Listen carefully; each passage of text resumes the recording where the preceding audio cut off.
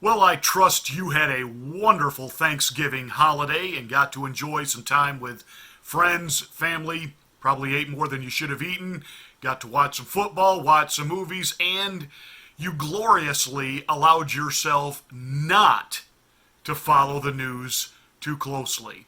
Well, now it's time to come back to the real world and bring you up to date.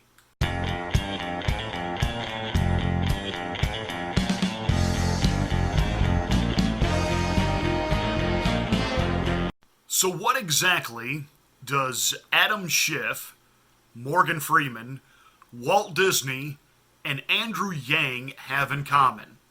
Well, let's jump right into it. Adam Schiff, as you know, led the impeachment inquiry on behalf of the House Intelligence Committee. And now it's being kicked over to Jerry the Nads Nadler. You know, the guy that looks like the walking fire hydrant. And of course, he's going to have his own round of hearings this week. And the actual truth is, Nancy Botox Pelosi would like this whole thing to go away. Why? Because it has become absolutely toxic for the Democratic Party. Over the Thanksgiving recess, there have been, shall we say, detractors, defectors, defections from the Democrats among their own party who no longer want any part of this. Why? Well, they happen to be congressmen running for re-election in very heavily Trump districts. And they see the handwriting on the wall and they know they're in trouble.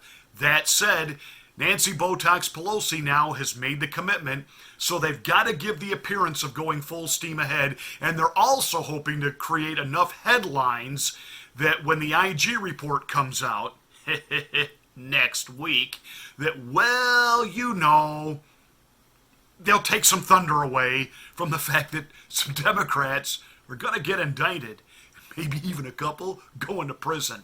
But I don't want to get too giddy, even though it is the holidays. There is now a direct connection to why Adam Schiff didn't want the whistleblower outed coming forward and having to answer any questions. And it's not just to, quote, protect the identity and the fact that Adam Schiff is in this up to his eyeballs, but apparently some members of Team Schiff have direct connection to the Ukraine, to Burisma. You remember Burisma, don't you?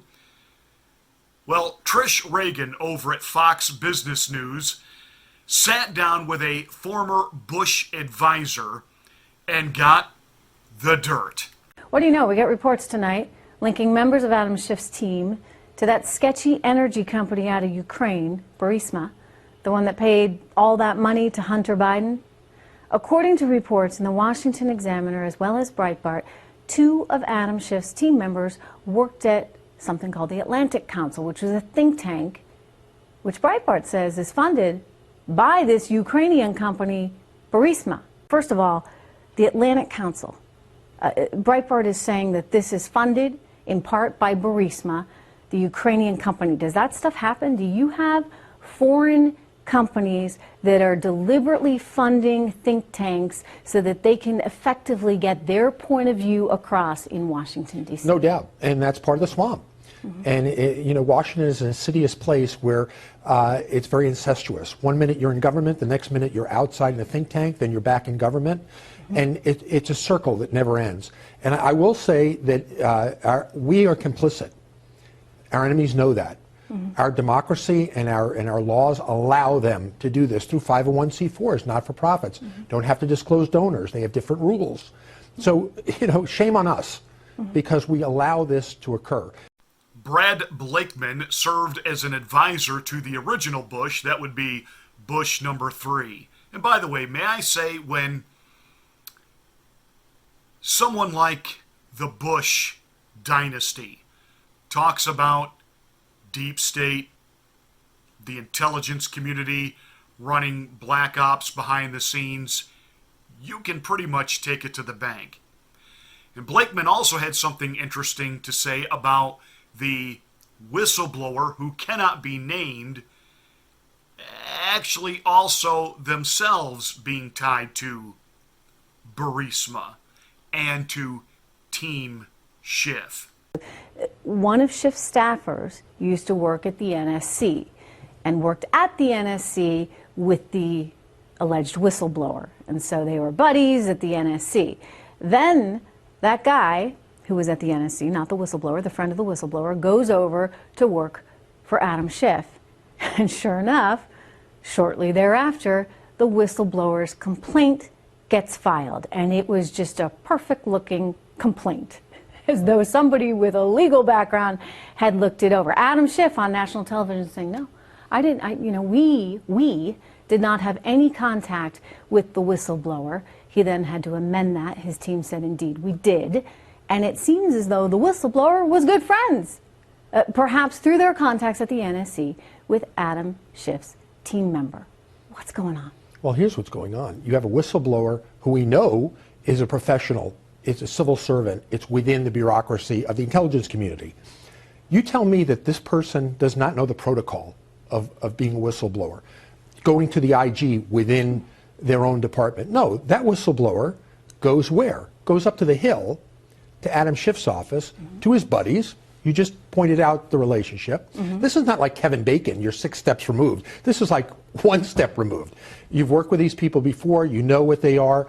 And you think it was pre-planned, it was premeditated? It was premeditated, it was pre-planned. The good news is, what is happening in the House will be exposed by the Senate if it goes to trial. If Democrats were smart, they'd shut this thing down. Because where this is going, I think they're they don't want to go. backpedaling now. They don't want it all to come out.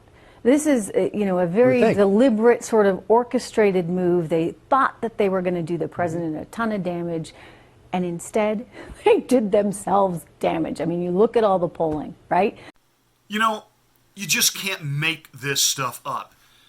If you're like me, you've watched certain movies, and you just know that what you're watching, which is being portrayed as fiction, now somewhere, they got some inside dirt. They got someone from the deep state to actually give them a little technical advising, and you just know that some of what you're seeing is true. Remember when Will Smith's Enemy of the State came out? Great movie. Jon Voight, the ultimate villain. We just knew that what we were watching was actually happening. And I remember movie reviewers at the time, in particular Siskel and Ebert, talking about, they certainly hope that our government is not this corrupt to be spying on the American people. Sorry, it is happening. It only got worse under George W. And Edward Snowden revealed that. Well, now there's this latest piece of Hollywood fiction that you just know in certain ways is art imitating reality. What is that? They're drones! They're drones! Get the president in the water! No, we're going under. Dive deep. You need to be a lot more careful. Agent Banning is charged with the attempted murder of the President of the United States. In the third installment in the Angel Has Fallen series, or the Something Has Fallen series, Gerard Butler, and I love these movies, I have to just tell you, I love these movies. Gerard Butler serves as a Secret Service officer with one main duty: protect the President of the United States with your life. And in this third installment, which I watched over the holiday weekend, delivered good action, great plot line. I don't want to play spoiler if you haven't seen it, but spoiler alert coming. This time around, Morgan Freeman, who was the VP, is now the president, and Gerard is sworn to protect him. There's a drone attack, and the president is now knocked out of commission. And we have the VP having to step into the role, I should say the new VP, stepping into the role as the acting president. Wouldn't you know, this attack, which was being framed on the character of Gerard Butler, why the VP wants America to know Russia is behind it.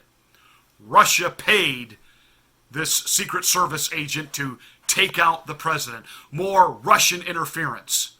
But wait a minute.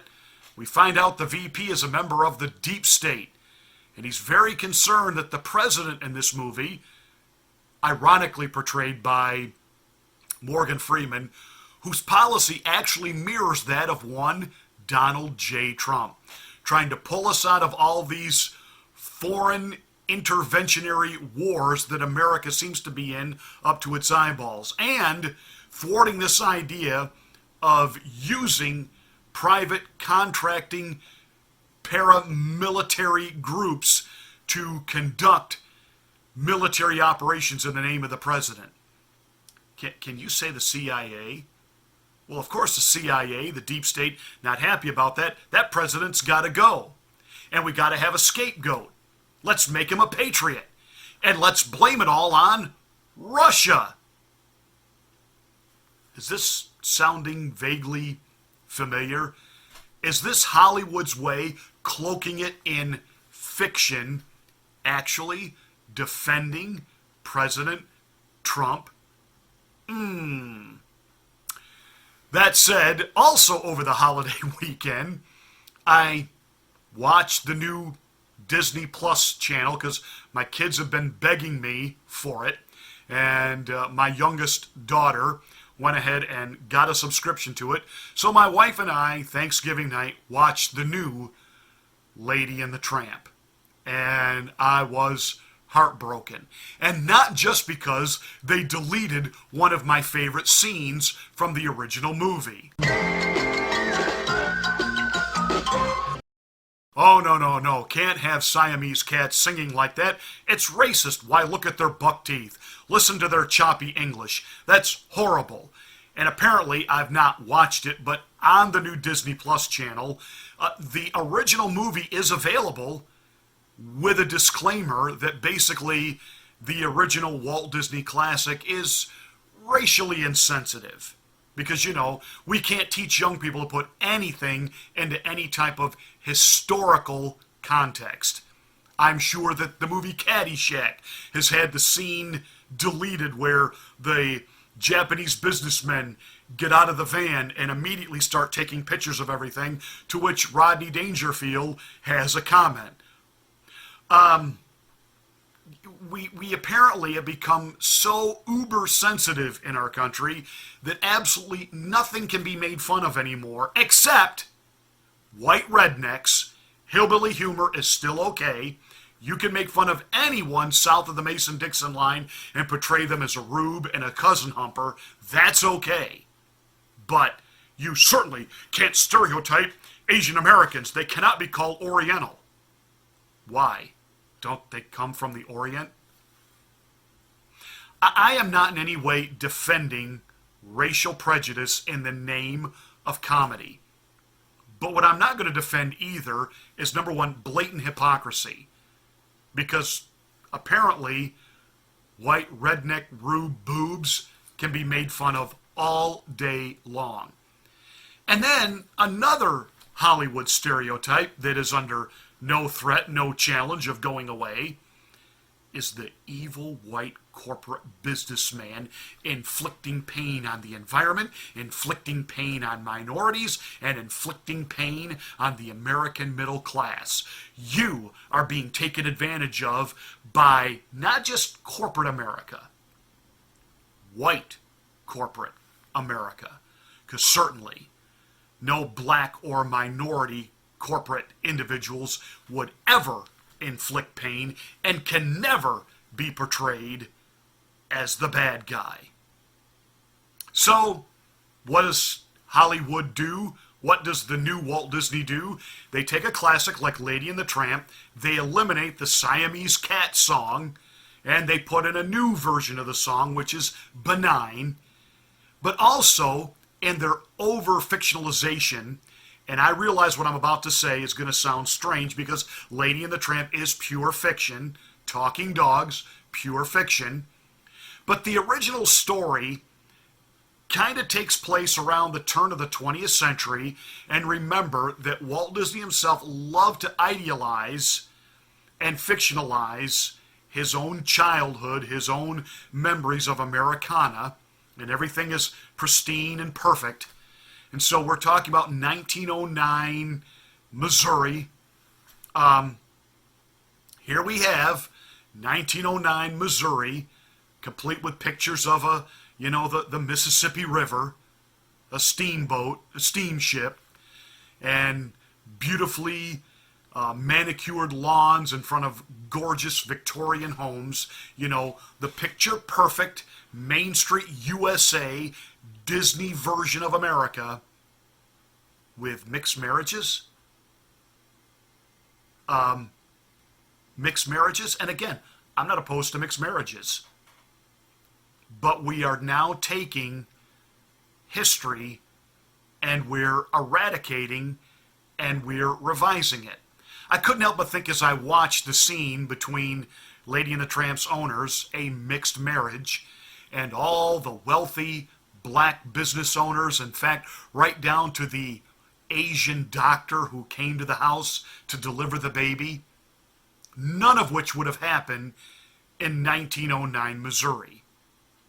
And again, I understand, let's depict America in a positive light, but where's Spike Lee on this? I remember when Mel Gibson made the movie The Patriot, and he portrayed some black farmers living on his property as free men, and Spike Lee hit the roof. He called for a national boycott of the movie The Patriot. Hey Spike, where are you on the new fictionalized, idealized America version here that Walt Disney is portraying? Lying to children. Tisk, tisk, tisk. And of course, again, we have to make sure that we do not in any way misrepresent what Asian Americans are all about. So the Siamese cat song, that had to go. And speaking of Asian Americans, we give you presidential candidate Andrew Yang. Notice how instead of wearing the iconic American flag to show his patriotism as a presidential candidate, he's sticking up for math. He's interested in humans first. Presidential candidate Andrew Yang, whose only seeming qualification to be running for the presidency is he wants to give money away. So I'm running for president to help advance meaningful solutions, including $1,000 a month for every American adult starting at age 18. And now, folks, it's time for Who Do You Trust? Hubba, hubba, hubba. Money, money, money. Who do you trust? Me? I'm giving away free money.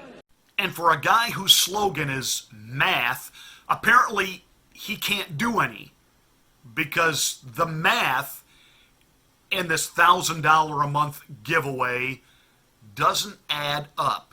According to the 2018 U.S. Census, there are roughly 253.8 million U.S. citizens over the age of 18 in the United States. So the freedom dividend would come at a cost of $253.8 billion a month, and a little over $3 trillion a year. Stephen Colbert, who's never been accused of being smart, even he was smart enough to ask Mr. Yang the obvious question. Where's the money come from? Well, if you look up who are the big winners in this economy, it's companies like Amazon, trillion-dollar tech company that paid zero in taxes last year, and that's not unusual for them. They regularly pay zero in taxes. And so if you put a mechanism in place where the American people get a tiny slice of every Amazon sale, every Google search, every Uber mile, then we can pay for a $1,000 dividend for the American people, particularly because it would come into our hands and we'd spend it. It would just go through the economy over and over again.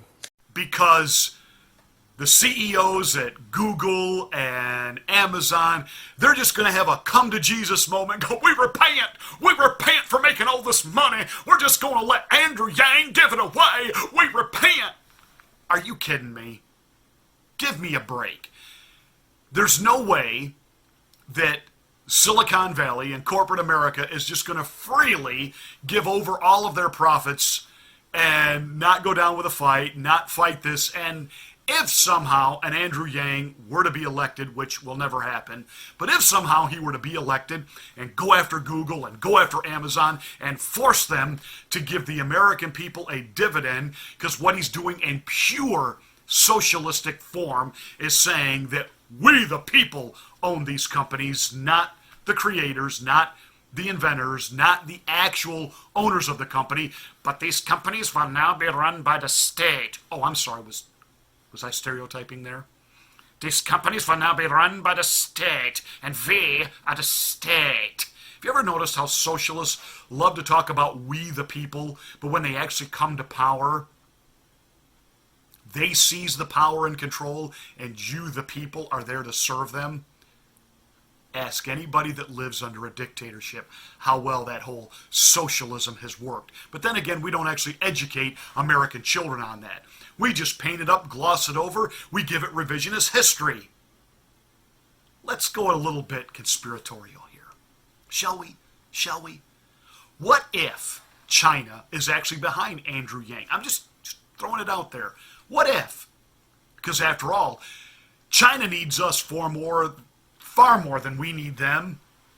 See, we're bringing American manufacturing back. We have American independent on oil now, so we're really ready to rock and roll under this Trump economy. So what does China do? Well, you're not going to get $10 VCRs anymore, so we don't need them. Give us a candidate who talks about math, humanity first, not America first. No. You've got to be part of the global community. Why? Because the global community has been so used to raping us financially, and this new president, this bad, evil man that makes NATO nations pay their fair share, is bringing American manufacturing back, and basically is willing to tell the Orient, I mean Asia, pound sand, he's got to be the bad guy. He's been messing with Russia. He's been messing with Ukraine. All of this canard, all of this fallacy, all of this falseness, just so that they can continue to manipulate our money. And let's put a rube, a dupe out there like Andrew Yang. And who does he go after? Well, the gullible, the really undereducated, i.e., in steps the American stereotypical male truck driver. And Andrew Yang's even putting out videos now of all the truck drivers that are going to be voting for him. And we have exposed Andrew Yang and the fraud that he is ad nauseum on here. The government is never going to allow driverless vehicles to just freely go up and down our highways. Not going to happen. That said, Andrew Yang appealing to the gullible, appealing to those that are undereducated and need money. What a great way to control people. I'm going to give you $1,000 a month. That's just enough to keep you working poor. And there, you've been brought up to date. I hope you enjoyed this video. Thank you so much for watching. Give us a thumbs up. Make sure you're a subscriber. And make sure you do everything you can to help spread the word about this channel, because we know YouTube won't.